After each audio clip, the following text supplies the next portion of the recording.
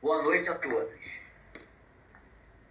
Gente, na aula passada eu dei uma informação errada a vocês. Eu falei que hoje a gente ia fazer um resumo e depois nós iríamos continuar com a nova aliança. Aí Renato me falou que não foi isso que ele queria dizer, que ele pediu para ter o resumo, mas que é para a gente dar continuidade e depois que terminar a nova aliança, a gente faz o resumo. Ou seja, eu sei que vocês vêm preparados para o resumão e nós vamos dar continuidade à nova aliança. Mas, quando a gente começar a falar sobre o resumão, não sei se vai ser na próxima semana ou mais tardar na outra, eu não sei se eu consigo terminar a nova aliança hoje, porque ainda tem bastante coisa aqui que eu gostaria de compartilhar com vocês, mas na verdade, como nós oramos aqui, a direção de tudo está na mão de Deus. E é Ele que sabe de todas as coisas. É Ele que é o Senhor do tempo, é o Senhor da razão. Ele é o Senhor soberano sobre todas as coisas. E nós vamos dar prosseguimento. Na aula passada, nós falamos sobre a troca da túnica, que é a troca da identidade, que é a troca de nossa identidade. Jesus, ele assumiu a nossa identidade para que a gente possa ter a sua identidade, ou seja, Jesus se fez filho do homem, a semelhança do homem, para que nós possamos ser feitos filhos de Deus, a semelhança de Jesus Cristo, o homem, herdeiro e co-herdeiro com Deus. Amém, queridos? Nós assumimos a forma de filho de Deus. Vocês entenderam isso?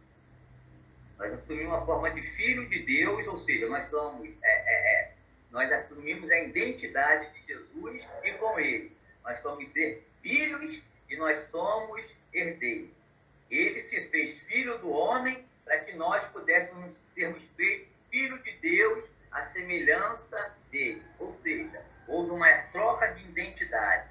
Jesus assumiu a forma humana para que eu possa ser elevado à condição de filho de Deus e na condição de herdeiro com Deus. Amém?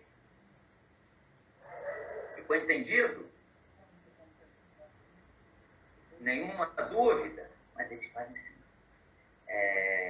Então vamos lá. E nós falamos também sobre a troca das armas. Nós falamos que as armas que nós temos, ela é impotente para uma batalha espiritual. Então houve a troca de armas. Nós pegamos as armas que Deus nos deu, porque segundo a palavra de Deus nos diz, que ela nos é eficaz. E depois de termos combatido tudo, nós permanecermos firmes. Amém, queridos? Ou seja, nós precisamos nos revestir da armadura de Deus para depois que termos passado por tudo, permanecermos firmes. Amém? Nós falamos, resumimos aqui o que é vestir a armadura de Deus. Vestir a armadura de Deus é muito simples. É meditar na palavra de Deus e dar crédito a ela, ou seja, viver segundo os ensinamentos dela. É ter uma vida de oração, é ter uma vida de jejum, é ter uma vida de serviço para com Deus, é tomarmos posse da nossa salvação, é termos posse da nossa salvação, tomarmos posse da nossa salvação, o qual Jesus conquistou por nós. Na prática, vestir a armadura de Deus é exatamente isso. E hoje nós vamos falar sobre o porte do animal. Antes de nós entrarmos no porte do animal, na nova aliança, nós vamos falar um pouquinho do que significava esse corte do animal. O corte do animal é o seguinte: um animal ele precisava ser sacrificado, indicando que só a morte poderia quebrar aquela aliança.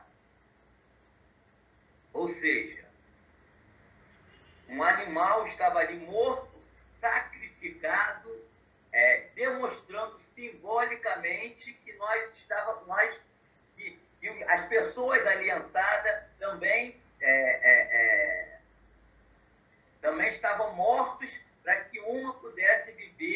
a vida da outra. Amém, queridos? Então, vamos lá. Primeiro, Beth, faz favor, lê Gênesis 15, Gênesis 15, de 8 a 18, que mostra sobre esse corte do animal na aliança que Deus fez com Abraão. De 8 a 18? De 8 a 18. Gênesis 15. Perguntou-lhe Abraão: Senhor, como saberei que hei de possuí-la, no caso da terra, né? Respondeu-lhe: toma uma novilha, uma cabra e um cordeiro, cada qual de 3 anos, uma rola e um pombinho. Ele, tomando todos esses animais, partiu pelo meio e lhe pôs em ordem as metades, uma de frente para a outra, e não partiu as aves. As aves de rapina desciam sobre o cadáver, porém Abraão as estocava. Ao pôr do sol, caiu um profundo sono sobre Abraão, e um grande pavor e cerrada trevas o acometeram. Então lhe foi dito: sabe, com certeza que tua posteridade será peregrina em terra alheia, e será reduzida à escravidão, e será afligida por 400 anos. Mas também eu julgarei a gente que tem que sujeitar-se, depois sairão com grande riqueza. E tu irás aos teus pais em paz, será sepultado em ditosa velhice.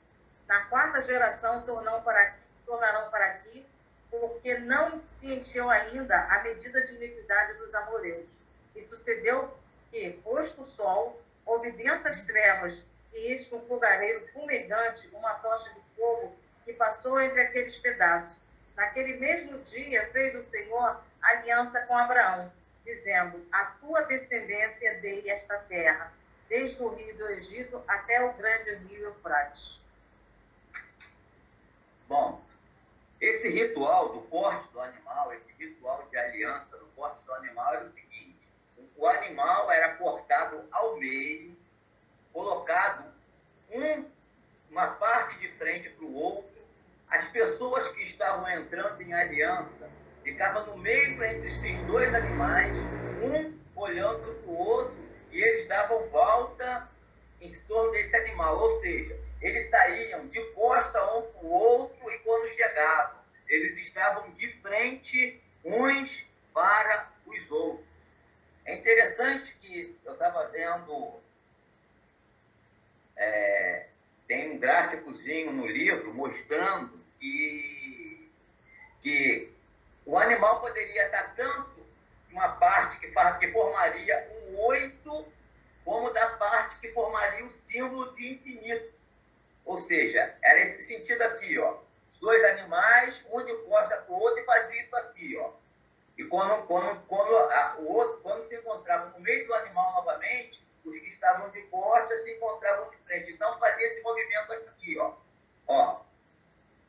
E como poderia também ser assim, ou seja, era ou em forma de infinito ou em forma de 8. Deu para vocês verem o movimento da minha mão? Símbolo de infinito, o símbolo de 8. E isso aí é Reinaldo que está falando, né? Reinaldo que está falando. E eu entendi, Reinaldo que está falando, eu entendi que a aliança era algo infinito, tanto entre nós homens, ou seja, um sinal de infinito, ou também era um sinal de infinito entre homens e Deus. Os 2 mandamentos da nossa aliança que nós temos é amar a Deus sobre todas as coisas, ou seja, a aliança em forma de 8, infinito, entre homem e Deus, e amar ao nosso próximo como a nós mesmos. Aliança em forma de sinal infinito. Aliança horizontal. Entre os filhos de Deus, entre aqueles que fazem parte da aliança com Deus. Nós, quando entramos em aliança com Deus, nós também entramos em uma aliança de uns para com os outros, numa aliança de amor que forma o símbolo do infinito. Amém, querido? Isso aí foi uma conclusão que eu cheguei, tá? Que estou passando para você, mas é uma conclusão minha. Não tire isso como uma doutrina, mas como algo que eu percebi vendo aquele símbolo da aliança, tanto o infinito, um sinal do infinito, como um sinal de um 8, que é o infinito, de baixo para cima. Amém? Então, vocês entenderam como que era esse ritual do corte do animal? Era um animal dividido no meio, e as pessoas que entravam ali na aliança, começava uma de costa para o outro, que dava a volta em torno do animal, e quando eles davam a volta em torno do animal e se encontrava no meio, dava um de frente para o outro. É interessante que nesse texto que Beth leu aí de Gênesis, capítulo 15, o certo era Abraão estar ali rodando com Deus no meio daquela aliança. Mas, na verdade, só havia a tocha, que simbolizava a presença de Deus rolando ali. Ou seja, o sacrifício mesmo, o sacrifício ritual, só quem iria morrer era Deus na representação do seu Filho. O Deus que se fez homem e habitou entre nós. É interessante, que quem leu o livro viu, o autor do livro falou que Abraão esperava ali ver a Deus. Porque Abraão conhecia o ritual da aliança. Ele achava que Deus estaria andando com ele ali entre os animais. Mas Abraão pegou no sono. E quando ele acordou, só estava Deus ali rodando entre os animais. O sacrifício perfeito, o sacrifício vivo, o sacrifício que nos trouxe a aliança para com Deus. Agora vamos ver o corte do animal na nova aliança. Um animal era partido e seu sangue derramado, tipificante a morte daquele que entravam em aliança. Aí Paulo diz: fui crucificado com Cristo. Ou seja, todos os envolvidos na aliança morreram no mesmo lugar. Repete aí, Gálatas 2, 19 a 20.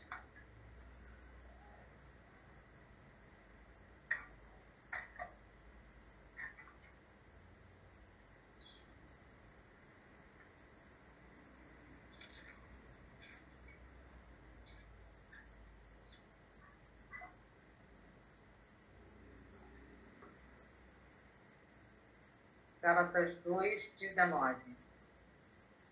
Porque eu, mediante a própria lei, morri para a lei, a fim de viver para Deus. Estou crucificado com Cristo. Logo, já não sou eu quem vive, mas Cristo vive em mim. E esse viver que agora tenho na carne, vivo pela fé no Filho de Deus, que me amou e a si mesmo se entregou por mim. Cristo, ele é o nosso representante na nova aliança. Cristo, ele nos representou na cruz. O Cordeiro perfeito, o homem sem pecado, o homem sem mácula, o homem sem mancha, estava ali nos representando. Mas porque Cristo estava nos representando, nós também fomos crucificados com Cristo na mesma cruz. E hoje, a vida que nós temos é a vida de Cristo em nós. Por isso, Paulo disse: já não mais eu vivo, mas Cristo vive em mim. Porque eu fui crucificado juntamente com Cristo. E se Cristo me representou na morte, eu devo representar a Cristo na sua vida. Amém? Cristo vive em mim. Ele morreu na cruz para que eu tivesse vida. Mas a vida que eu tenho-a na fé dele e vivo por ele e para ele. Amém, querido? Na nova aliança, podemos declarar que nada pode nos separar de Cristo, nem mesmo a morte. Pegue, por favor. Lê lá Romanos 8, 38 e 39.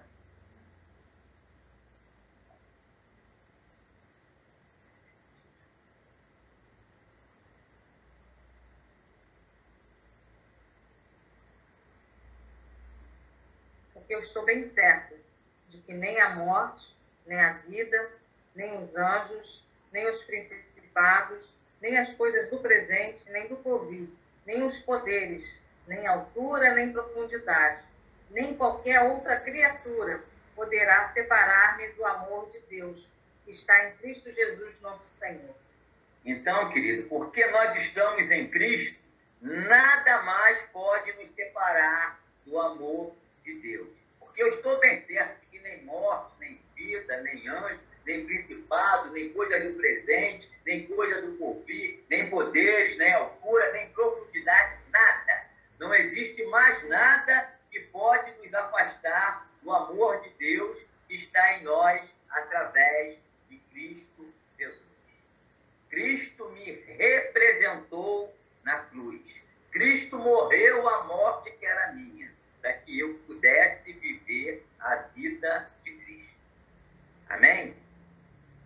Tem uma notazinha lá que eu achei muito interessante no nosso livro base, que eu gostaria de ler para vocês. É uma colocação, é uma anotação de um irmão chamado Robertson. Ele aqui no livro só está identificado como Robertson. Não sei se era pastor, não sei quem que ele era. O autor do livro o identificou tão somente como Robertson. Olha só a explicação que ele deu. A representação da morte é essencial ao estabelecimento de uma aliança. E essa representação da morte estava no animal que foi morto e partido. O animal consagrado deve ser morto para produzir uma aliança. Mas não é de todo necessário que uma parte ligada à aliança realmente morra. A morte simbólica da individualidade deve acontecer para dar origem a uma nova vida de unidade. Eu preciso morrer da minha vida anterior para que tenha uma vida de unidade com Cristo. A vida que eu tinha antes da aliança só me afastava dele. Agora, na nova aliança, na nova vida, eu tenho unidade com ele. E as minhas ações devem me levar sempre a essa direção, ou seja, a direção de Deus. A conversão é nada mais, nada menos do que um giro de 180 graus. Eu estava andando numa direção contrária a Deus. Então eu dou um giro de 180 graus e vou numa direção exatamente contrária. Aí vem a representação. Os dois, quando estavam ali no meio, um ficava de costa para o outro e andava de costa para o outro. Mas quando houve a aliança, eles deram a volta naquele animal que estava crucificado, um ficou andando em direção ao outro. Isso representa uma vida de unidade. Vocês entenderam? Eu estava de costa. Se a aliança é entre eu e Deus, eu estava de costa para Deus, ou seja, meu caminho era o contrário a Deus. E Deus estava de costa para mim, porque os meus pecados e as minhas transgressões faziam separação entre eles. Quando nós cortamos uma aliança, nós demos uma volta, e eu, quando dei a volta, fiz assim, e Deus, quando deu a volta, fez assim. Então, nós paramos de frente para ele. Isso mostra que eu tenho agora unidade com ele. A separação já não existe mais. O pecado já não existe mais. Eu já morri para o pecado para ter uma vida de unidade com Cristo. Amém? Vocês entenderam? Alguém não entendeu? Eu explico de novo. Então, vamos lá. O outro ritual é a mistura de sangue. Não é isso?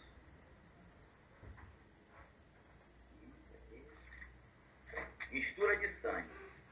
Vamos lá ver como é que simbolizava esse ritual. Eu fiz uma anotaçãozinha, mas um resumozinho aqui para a gente entender. Então, na aliança, uma incisão, ou seja, um corte, era feito na mão ou no punho. E o sangue de ambas as pessoas era misturado. O sangue simboliza a vida. Logo, a vida estava misturada. Beth, lê aí Levítico 17:11, por favor.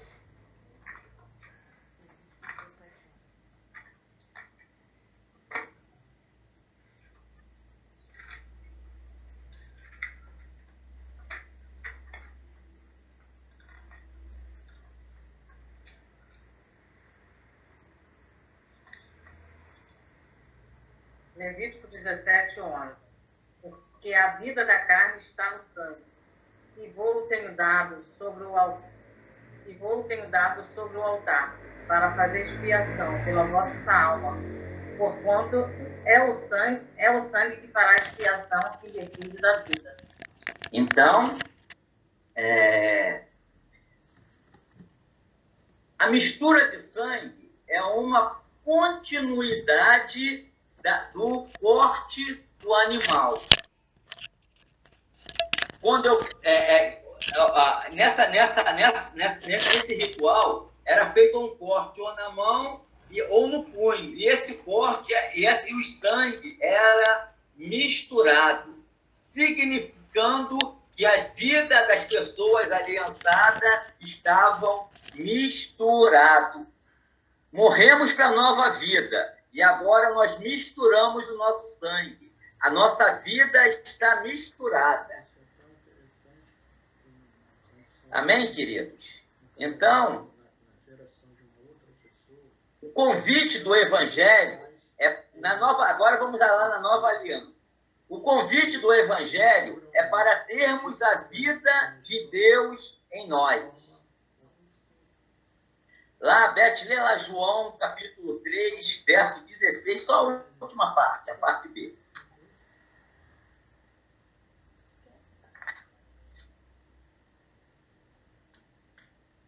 A parte do não pereça. Mas tem a vida eterna? Não. Deus que não pereça, é isso. Para que todo aqui não pereça. Não pereça, mas tenha a vida eterna. Beth leu a última partezinha, a parte B do João 3,16, que diz que Deus amou o mundo de tal maneira que deu seu Filho unigênito. Aí a última parte diz, para que todo aquele que nele crê não pereça, mas tenha a vida eterna. O interessante, né, que na colocação que Jesus falou aí para Nicodemos, ele não falou para que todo aquele que nele creia um dia venha ter a vida eterna, para que haja uma possibilidade de talvez ter a vida eterna. Não, Jesus ele foi clássico, para que todo aquele que nele crê não pereça, mas tenha a vida eterna. A vida eterna já é garantida a todos aqueles que nasceram de novo através da aliança de Cristo. Quando eu nasço de novo pela fé em Cristo, eu estou formando uma aliança com Ele. E quando eu formo uma aliança com Ele, eu misturo a minha vida com Ele. Então, eu tenho a vida que Ele tem, que é a vida eterna. Jesus falou, eu sou a ressurreição e a vida. Todo aquele que crê em mim, ainda que morra, tornará a viver.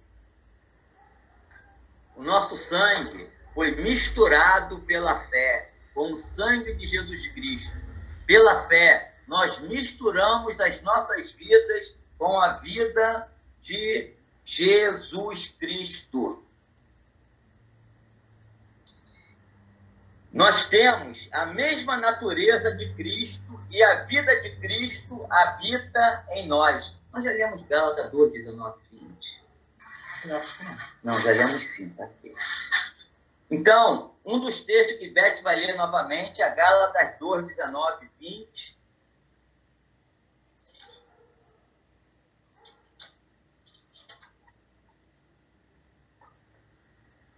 Porque eu, mediante a própria lei, morri para a lei, a fim de viver para Deus. Estou crucificado com Cristo.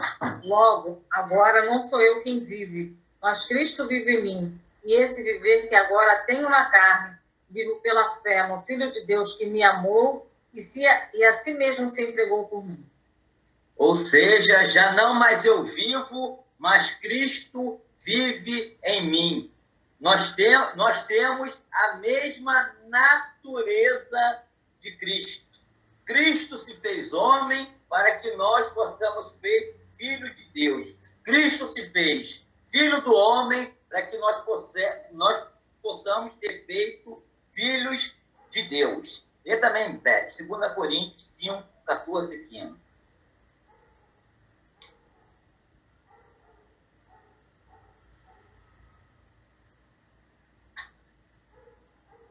Pois o amor de Cristo nos constrange. Julgamos nós que isto, um morreu por todos, logo todos morrerão. Morreram? Morreram. E ele morreu por todos, para que os que vivem não vivam mais para si mesmos, mas para aquele que por ele morreu e ressuscitou.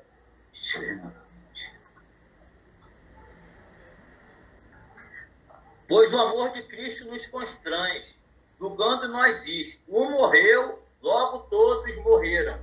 É aquilo que eu falei no princípio. Cristo morreu a nossa morte, portanto, todos nós, a nossa antiga natureza morreu juntamente com Cristo na cruz. E ele morreu por todos para que todos para que todos os que vivem não vivam mais para si mesmos, mas para aqueles que por eles morreu e ressuscitou. Ou seja, Cristo morreu e a nossa antiga natureza morreu juntamente com ele. Agora todos nós ressuscitamos com ele para viver a vida dele. Aí compara com Gálatas 2:20. Já não mais eu vivo, mas Cristo vive em mim. Queridos, houve uma troca, houve uma mistura de sangue. Cristo morreu a minha morte e eu morri, a minha antiga natureza morreu junto com Cristo. Cristo ressuscitou para que eu ressuscite junto com ele e passe a viver a vida dele, ou seja, a vida que ele tem para nós. A vida de obediência aos seus mandamentos, porque, na verdade, os seus mandamentos são vida. Está lá no Salmo 119. Os mandamentos de Deus são vida. Cristo morreu a vida que nós tínhamos, que era a vida de morte. Todos nós estávamos mortos, simbolicamente falando, por causa dos nossos delitos e pecados. Mas ele nos deu vida. Se aquela vida que nós tínhamos antigamente só nos levava à morte, nós precisamos a vida que nos leva à verdadeira vida, que é a vida que Deus tem para nós. Amém, queridos?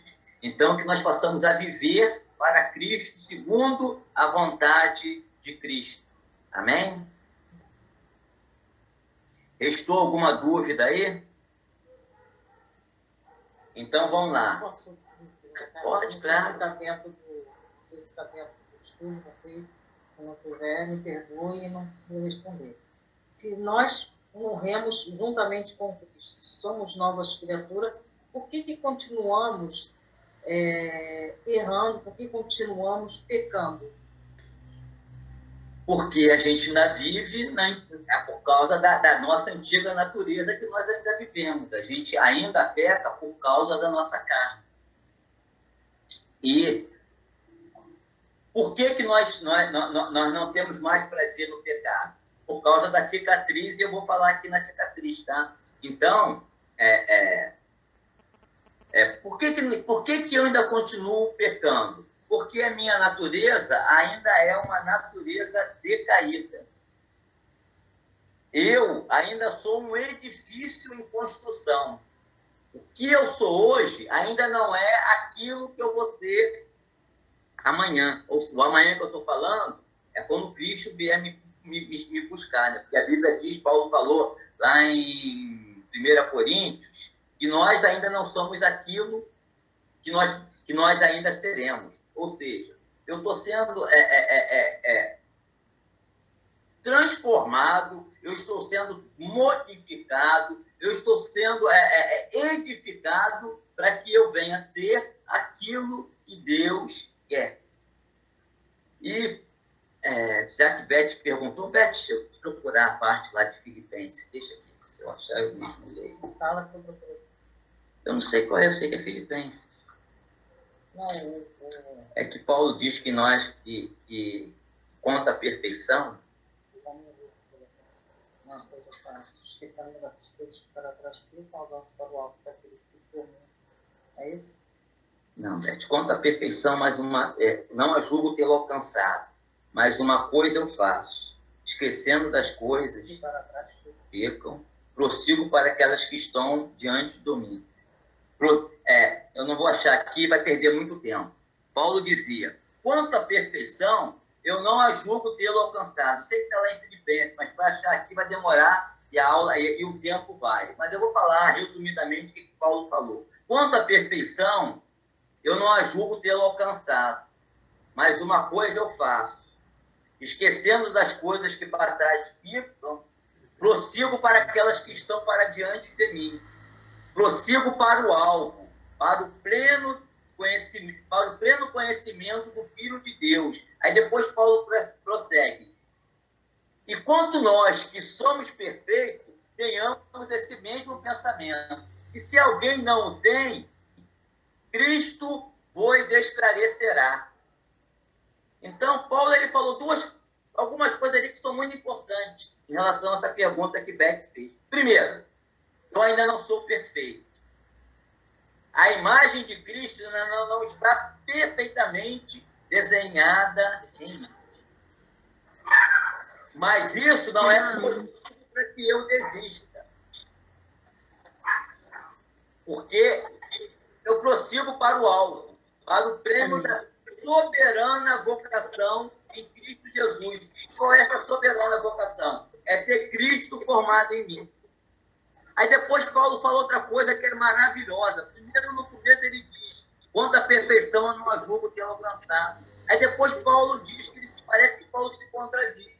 Quando ele diz, e nós que somos perfeitos, tenhamos esse mesmo pensamento.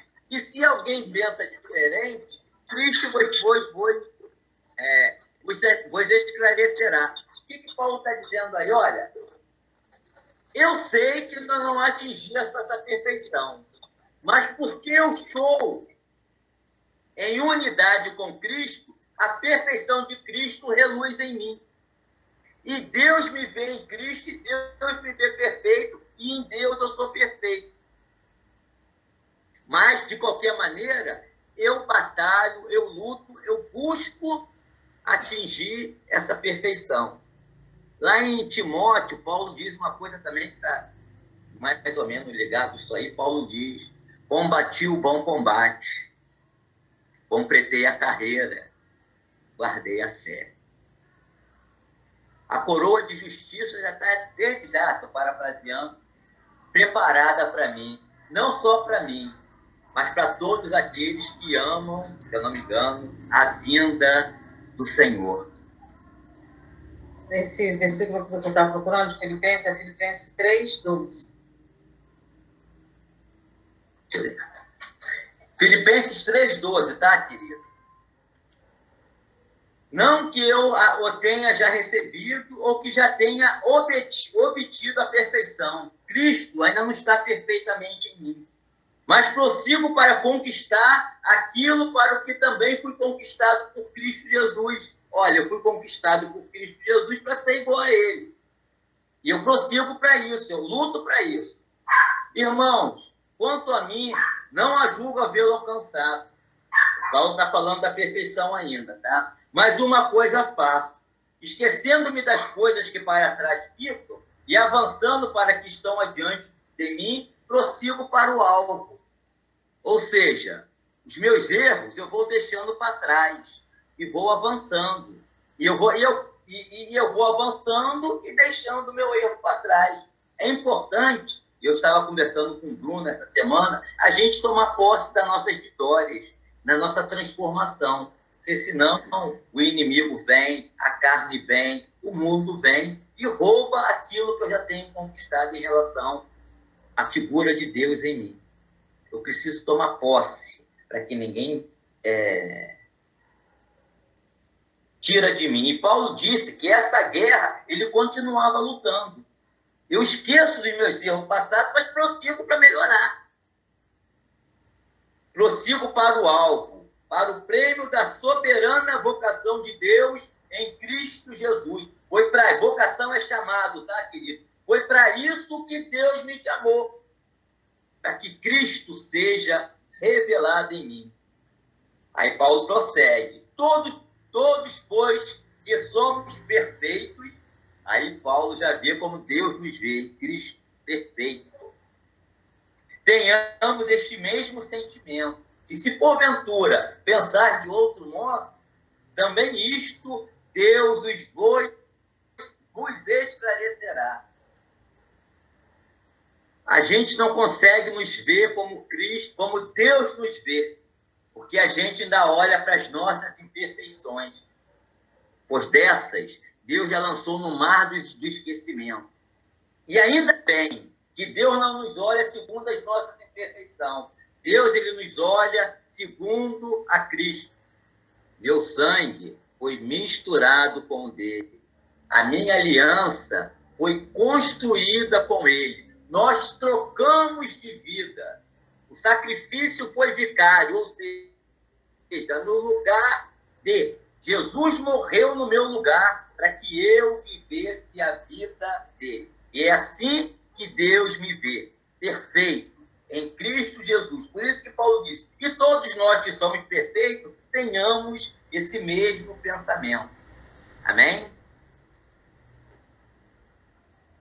Está explicado? Restou alguma dúvida? Podemos seguir em frente? Ou vocês... Não sei... que já são 7h20.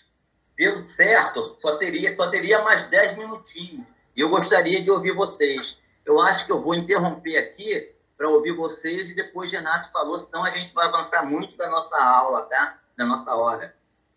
Alguém restou alguma dúvida? Alguém gostaria de fazer alguma colocação? Eu fui enrolado em alguma coisa que vocês não entenderam? Pode ligar o microfone de vocês. Na aula que vem, a gente vai falar sobre a cicatriz, tá? E aí a gente vai falar sobre o Espírito Santo em nós, tá?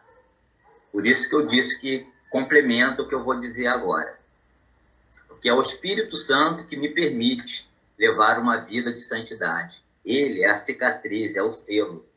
Mais alguém gostaria de fazer alguma pergunta?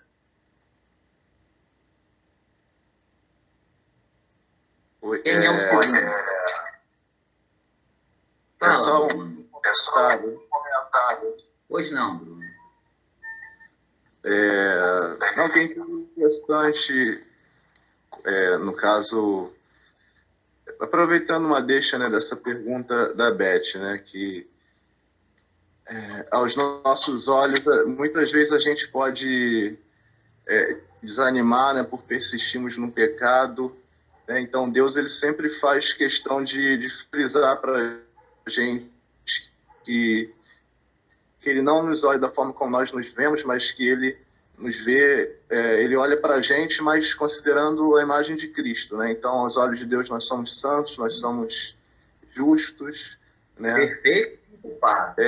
Então, isso é importante, a gente ter essa consciência, né? Porque na medida que a gente vai crendo nisso e declarando isso, é como se isso se tornasse uma profecia na nossa vida, porque, de certa forma, quando a gente morrer, né, e viver, né, uma outra vida, né, na eternidade, a gente vai ser tudo isso que Deus um dia disse sobre nós, né? A gente vai ter um corpo glorificado, enfim. Então, quando mais a gente se mantém firme a essa verdade, que muitas vezes a gente pode olhar com os olhos naturais e não ver, né, essa mudança, mas se a gente se mantém firme nesse propósito e declara isso, né, como uma profecia, isso um dia vai se cumprir e realmente vai se cumprir. É só um comentário. E o Espírito...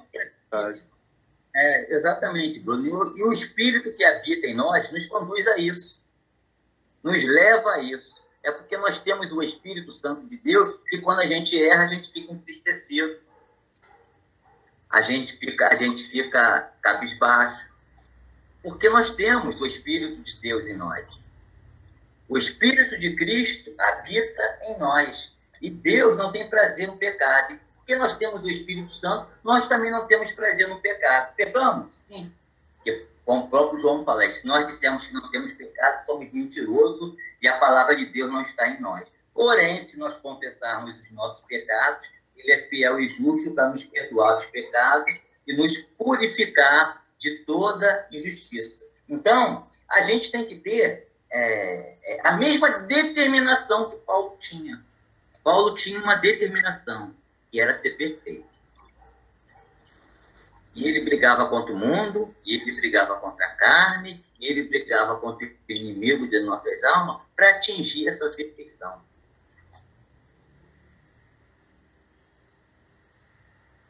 Paulo, ele mirava o alvo de Deus nele, que é ver Cristo formado nele. E ele era obstinado nessa determinação. E é interessante que Paulo fala, né? Sejais meus imitadores, como eu sou de Cristo Jesus. Esse imitadores no original grego significam fazer mímica. E que Paulo está dizendo ali, faça a mímica de mim. Imite a minha fé, a minha maneira de viver, porque eu imito a fé de Cristo e a maneira de viver de Cristo. Essa é a proposta do Evangelho para nós. É ter a vida de Cristo em nós.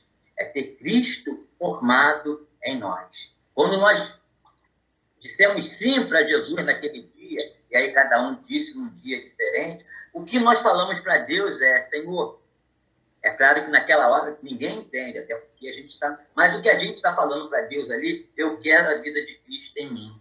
E aí a gente faz confissão de pecado, né? A pessoa que mais experiente nos leva a fazer confissão de pecado e nos fala da nova vida em Cristo Jesus. Porque quando eu aceito Jesus, o que eu estou aceitando é as condições para a aliança.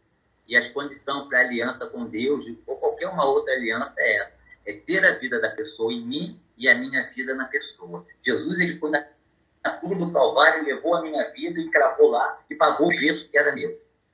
Para que eu possa viver a vida dele. Amém? Ele morreu para que eu não precisasse morrer. E ele ressuscitou para que eu tivesse a vida eterna junto com ele. Amém? Mais alguém gostaria de falar alguma coisa? Ninguém mais? Meu pastor, está contigo, tá?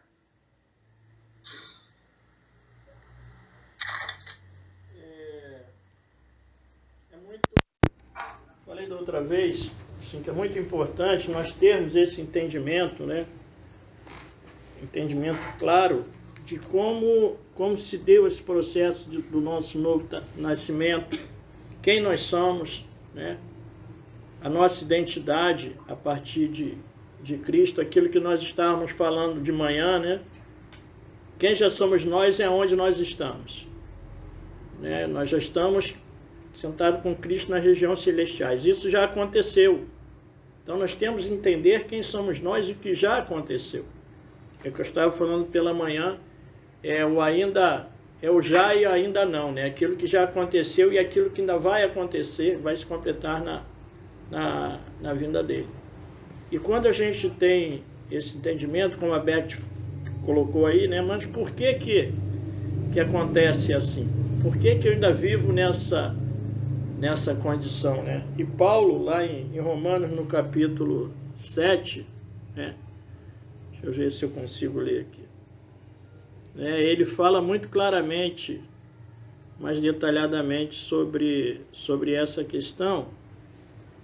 Peraí, deixa eu pegar de onde eu quero pegar aqui. Aí ele diz aqui, o título que ele dá aqui é Romanos 7:7, a luta contra o pecado. Aí ele diz aqui, que diremos então? A lei é pecado? De maneira nenhuma. De fato, eu não saberia o que é pecado a não ser por meio da lei. Pois, na realidade, eu não saberia o que é cobiça se a lei não dissesse não cobiçarás. Mas o pecado, aproveitando a oportunidade dada pelo mandamento, produziu em mim todo tipo de desejo cobiçoso. Pois sem lei o pecado está morto. Antes eu vivia sem lei, mas quando o mandamento veio, o pecado reviveu e eu morri. Descobri que o próprio mandamento destinado a produzir vida, na verdade, produzia a morte, porque acentuava, era condenação pela lei, acentuava aquilo para você saber o que é certo, o que é errado, e a partir dali a lei te condena, né? De fato, a lei é santa e o mandamento é santo, justo e bom. Então, o que é bom se tornou em morte para mim, de maneira nenhuma, mas para que o pecado se mostrasse como pecado, ele produziu morte em mim por meio do que era bom, de modo que por meio do mandamento ele se mostrasse extremamente pecaminoso. Sabemos que a lei é espiritual, eu contudo não sou, pois fui vendido como escravo ao pecado. Não entendo o que faço, pois não faço o que desejo, mas o que odeio. E se faço o que não desejo, admito que a lei é boa. Neste caso, não sou mais eu quem faz, mas o pecado que habita em mim. Sei que nada de bom habita em mim, isto é, na minha carne, porque tenho o desejo de fazer o bem, o bom, mas não consigo realizá-lo. Pois o que faço não é o bem que desejo, mas o mal que não quero fazer, esse continuo fazendo. Ora, se faço o que não quero, já não sou eu quem faz, mas o pecado que habita em mim. Assim contra esta lei que atua em mim. Quando quero fazer o bem, o mal está junto a mim. Pois no íntimo do meu ser tenho prazer na lei de Deus, mas vejo outra lei atuando nos membros do meu corpo, guerreando contra a lei da minha mente, tornando-me prisioneiro da lei do pecado que atua em meus membros. Miserável homem que sou. Quem libertará desse corpo sujeito à morte? Graças a Deus por Jesus Cristo, nosso Senhor, de modo que com a mente eu próprio sou escravo da lei de Deus, mas com a carne a lei do pecado. Então Paulo viveu isso e ele diz assim, situa claramente qual é a nossa condição, né? Essa é a guerra, a batalha que nós enfrentamos. Enquanto cristão, nós temos 3 inimigos ferozes para a gente, né?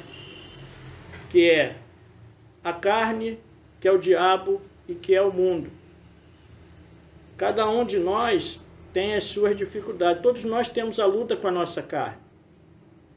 E temos a luta com o diabo e temos a luta com o mundo, né? E João vai falar muito sobre isso, que a amizade com o mundo é inimizade com Deus, e que nós, Romanos 12, vai dizer para que nós não nos conformemos com o mundo, né? Não somos mais do mundo. Estamos no mundo, mas não somos do mundo. Esse é o chamado para viver dessa forma, né? É representar Cristo no mundo. É Cristo vivendo em nós e nós estamos vivendo no mundo. Então é muito bom a gente entender isso e, ao mesmo tempo que Deus aponta, né, os nossos inimigos, ele destaca os inimigos, ele nos dá a forma de nós vencermos, né? O que ele diz lá? Sujeitai-vos, pois, a Deus, resistir ao diabo e ele fugirá de vós. Então a nossa saída é nos sujeitar a Deus, é obediência a Deus, ele fugirá de nós. E para a questão da carne é andar no Espírito, é buscar o Espírito, é viver no Espírito, buscar no Espírito e não alimentar a carne. Aí vem aquela velha ilustração do cachorro preto e do cachorro branco, né? Que o branco simboliza o Espírito e o preto simboliza a carne, e aí aquele que você alimentar mais vai sobressair sobre o outro. Então, se você alimenta mais a carne, ele vai sobressair mais a carne do que o Espírito. Nós somos chamados, e aí ele ainda vai dizer pensai nas coisas que são do alto, né, onde Cristo está, né? Então nós vivemos assim e o chamado é para nós vivermos de fato, temos como modelo, que é o modelo perfeito, que é Cristo, né? Esse é o grande desafio para nós, né? O desafio de ser cristão, né? Por isso, novos discípulos, por isso, viver a vida de Cristo, por isso nos assemelhar a Cristo. Enquanto esse corpo nós não vamos chegar, mas esse é o grande desafio. Agora, o benefício dessa nova vida em Cristo é especial. Como eu estava falando pela manhã, lembra quem era você antes e vê quem é você agora. Vê o que você vivia de sofrimento na escravidão do pecado antes e o que você vive agora. Nós pecamos, mas não temos prazer no pecado. Mas se confessarmos os nossos pecados, Ele é fiel e justo para nos perdoar. Nós temos um escape, né? É perdoar. Agora, é nos arrepender de fato. Então, isso é fantástico a gente entender isso. E também entender que isso aqui é transitório, né? Que vai chegar um dia que nós vamos estar num lugar que nada disso existe mais. Aí nós estamos livres. Isso é maravilhoso. Nós entendermos isso. E quando o rei ele fizer esse como é que nós denominamos? O resumão, né? Ele fizer o resumão que ligar as pontes, né? Da primeira aliança e vir ligando as alianças, aí nós vamos poder entender com mais clareza, eu acredito, o que ele falou hoje, o que nós estamos falando hoje. Então isso é muito importante nós entendermos, porque nós estamos falando de coisas espirituais. E como Paulo falou, o homem natural, ele não entende as coisas do Espírito, então discerne as coisas espirituais. Então nós estamos falando de coisas espirituais. Isso é fantástico nós termos esse conhecimento e esse entendimento. Aí eu vou até imitar alguém que eu ouvi essa semana. Uau! Isso é profundo, né, Valério? Isso é fantástico. Ouvindo um pastor essa semana, ele fica maravilhado com a profundidade da palavra de Deus. E cada revelação ele fala, uau, isso é maravilhoso. Então é maravilhoso a gente ter esse entendimento. Que maravilha. E ele ainda deixou para nós o Espírito Santo, como o Reinaldo falou, é ele quem nos conduz, né?